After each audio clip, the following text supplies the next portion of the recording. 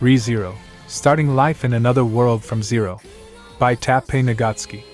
Translated by SN User TL from Which Cult Translations. Arc 1, A Tumultuous First Day. Chapter 3, First Encounter with Magic. Time itself stopped. A phrase reserved for moments like this. At the entrance to the alley stood a single girl. She was a beautiful girl. She had tied up her long silver hair which reached her hips. Her piercing gaze was brimming with intelligence. Her soft features were both seductive and exuded an air of nobility that was dangerously charming. She stood about 160 centimeters tall. Her royal blue-toned garments weren't particularly flashy, and yet their simplicity emphasized her presence even further. The one conspicuous feature was the emblem on her coat, a bird resembling a hawk, and even its magnificence was nothing more than a supplement to her sublime beauty. I won't let you run amok like that. Stop at once. She spoke once again, her voice so exciting it could send tremors through one's body. Her voice was like a silver bell.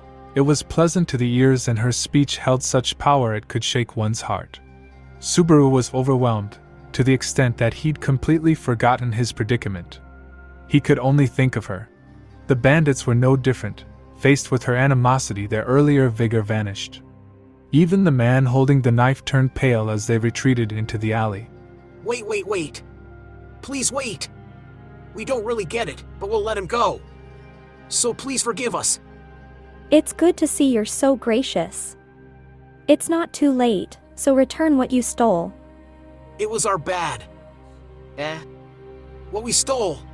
Please. It's really important. I'd let go of anything else, but not that. If you return it now, I'll spare your lives. Though her words were only that of an entreaty, the last few were clearly filled with anger. Her gaze was sharp, and the hand she'd extended as though reaching out was empty. However, there was something hard to put into words gathering in her palm, something everyone there could feel. Well, wait. Perhaps there's been some kind of mistake? What? They pointed to Subaru, who was still under their boots. You're not here to save this guy, right? What strange clothes he's wearing. Perhaps there's been some internal strife among you? I can't say I approve of you ganging up on him like that, but if you were to ask whether or not I have any sort of connection to him, I'd have to say I don't. Perhaps thinking they were trying to distract her, her tone was one of irritation. Seeming flustered by this, the men started talking in a hurry. Whoa, wait. If you don't want this guy, we have nothing to do with each other. About whatever was stolen from you, it was probably that girl from earlier. Right. The girl from earlier, she ran up the wall onto the roof. Yeah, over there. She's probably 3 streets away by now. As they gave their rapid-fire explanations, her eyes met Subaru's. Her eyes seemed to ask if they were telling the truth, and Subaru nodded instinctively, unable to lie. Having seen this, the girl reluctantly nodded in understanding. It looks like you weren't lying. So she went that way? I'll have to hurry. She turned her back on them, prepared to leave. The men were blatantly relieved, and Subaru cursed his own foolishness for getting wrapped up in the atmosphere and squandering his only chance. However, Be that as it may, I can't overlook what's going on here. she turned around with her palm facing them and aimed the rock in her palm at the stock-still men as she fired. Its speed would fit right in at the Major League, and its course was that of a bean ball. The sound of a regulation ball striking flesh rang out thrice, and the men were blown away as they screamed in pain. Translator note: Major League refers to high-level baseball. Beanball means a ball intended to hit the opponent. A regulation ball is a hard ball. Having scored direct hits on the men, there was a high-pitched din as lumps of ice fell by Subaru. Lumps of ice the size of a fist. Their existence defied any sense of season and even physics itself, and they dispersed as if consumed by the atmosphere once they'd served their purpose. Magic. The word most suited to explain this phenomenon immediately spilled out of his mouth. He didn't hear her chant or anything, but that ice just now was definitely formed in and fired from her palm. Having seen this actually occur before him, he realized something. This isn't nearly as fantastic as I thought. It feels disappointingly real. He'd imagined light scattering around or energy flowing wildly, but in reality it was just some lumps of ice rapidly coming into existence and disappearing just as quickly. There wasn't even the slightest hint of atmosphere to it. You've really gone and done it now. Setting aside Subaru's impressions, the men who had been hit by that disappointingly real attack had sustained serious damage. 2 of them could barely keep their footing steady as they stood back up, and the third may have been hit in a bad spot, because he was out cold. Despite their bleeding, the 2 who were still standing appeared ready to fight. Even the man beside the guy with the knife was holding an object resembling a rusty nata as he prepared for battle. Translator note.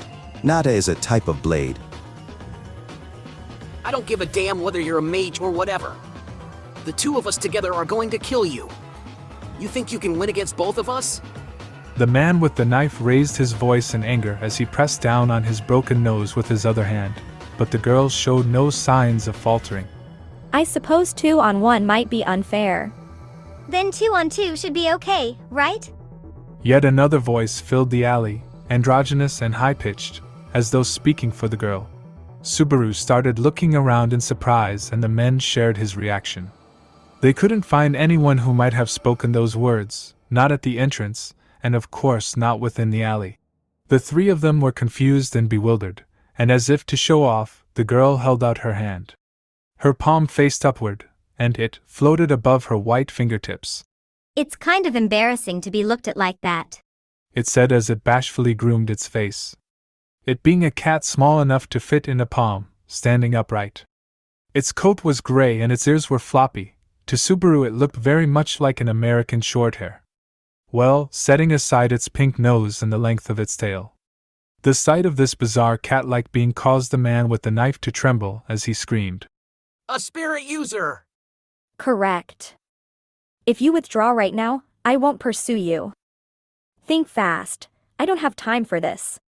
The men clicked their tongues at her words and started to carry their fallen friend out of the alley. As they passed by Subaru and approached the exit, they glanced back at the girl and, Just you wait, you damn brat. You'd best be careful the next time you decide to wander around here. If you lay a finger on her, you'll be tormented until the end of time.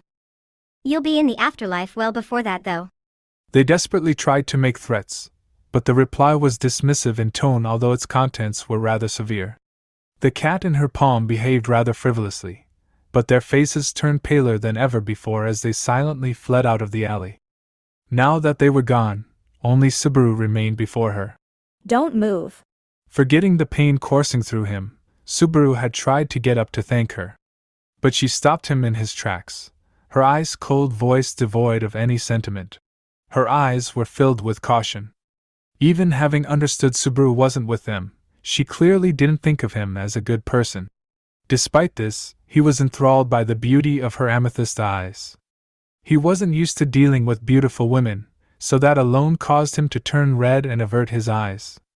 Seeing this, the girl smiled boldly as she maintained her cautious gaze. Your guilty conscience made you avert your eyes. Looks like my judgment was spot on. I wonder. I didn't sense malice whatsoever. That was probably just an instinctive male reaction. You be quiet, Puck. You probably know who stole my insignia, right? The girl silenced the cat as she tossed the question Subaru's way. She seemed rather proud of herself, but... Sorry to disappoint, but I have no clue. No way! Her prideful front crumbled, allowing her usual expression to come through for a moment. Her imposing attitude had also vanished as she turned to the cat in her palm in a panic. Well, what now? Did we really just waste our time? You're wasting time as we speak. You really should hurry. The culprit definitely has the divine protection of wind, considering how fast they ran. Why are you treating it like someone else's problem? You were the one who told me to stay out of it, though. Besides, what are you going to do about this guy? Subaru smiled bitterly when he once again became the topic of conversation. The girl seemed as though she just now realized that he was still there. Subaru put on a brave face for her and stood up. You've done enough. You're in a hurry, right? You'd better get going. He'd planned to say. I'll help you out if you so desire. How about it? While his fingers combed through his hair and his teeth sparkled, however. Huh. You'd better not try to start too late. His head felt heavy and his body was wobbly. He tried to support himself against the wall, but his hand only grasped air. In the end, he had a reunion with the ground he was just recently laying on. He fell completely undefended right onto his nose, the sharp pain making his consciousness drift. Well, what now? Well, it's not like we know him. He won't die, so let's leave him be. As his consciousness faded away, he could make out bits of their conversation. This was parallel world fantasy, alright, harsh even when it came to kindness. He was going to be abandoned in some alley, a negative viewpoint. Well, he was about to die, so merely being alive was a blessing in itself, a positive viewpoint. These half-hearted thoughts floated across his mind as his consciousness slowly. Really? Really? On the verge of losing consciousness, he caught sight of the girl turning around, her face red. I definitely won't stick around to help him. So cute even when she's angry, a true parallel world fantasy. Those were his last thoughts before he blacked out.